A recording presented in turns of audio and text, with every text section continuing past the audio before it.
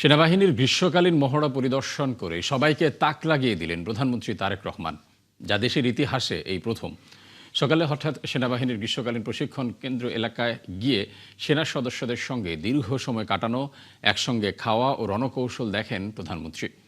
এ সময় বাহিনীর গৌরবময় ভূমিকাদারিত্ব, প্রশিক্ষণ, শৃঙ্খলা ও সর্বোচ্চ প্রস্তুতির উপর জোর দেন তারেক রহমান। মোহাম্মদ হোসাইনের প্রতিবেদন।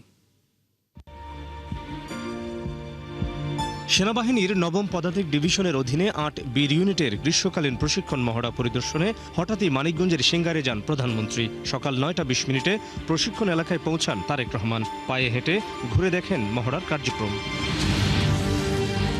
এ সময় ডিভিশনের জেনারেল অফিসার কমান্ডিং এবং সংশ্লিষ্ট ইউনিটের কমান্ডিং অফিসার চলমান প্রশিক্ষণ কার্যক্রম ও কৌশলগত প্রস্তুতি সম্পর্কে জানান তাকে। পরে প্রধানমন্ত্রী একজন কমান্ডারের মৌখিক অপারেশনাল নির্দেশনা শুনেন এবং সেনা সদস্যদের পরিচালিত একটি রেড মহড়া দেখেন। যুদ্ধক্ষেত্রে সেনাদের অবস্থান গ্রহণ, রণকৌশল, সমরাস্ত্রের ব্যবহার ও বাস্তব ভিত্তিক প্রশিক্ষণের বিভিন্ন দিক ঘুরে দেখেন প্রধানমন্ত্রী। সেনা বাংকারে ঢুকে মহড়ায় অংশ নেয়া কর্মকর্তা সেনা সদস্যদের সঙ্গে রণকৌশল দেখেন। এ সময় সেনা সদস্যদের জন্য তৈরি করা খাবার খান তিনি।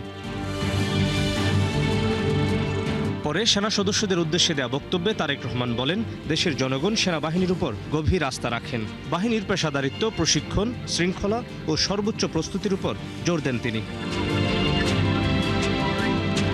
জাতীয় সংকট ও আইনশৃঙ্খলা রক্ষায় সেনাবাহিনীর গৌরবময় ভূমিকার প্রশংসা করে বাহিনীর সাফল্য কামনা করেন সরকার প্রধান। মোহাম্মদ হোসাইন, ৭১, ঢাকা।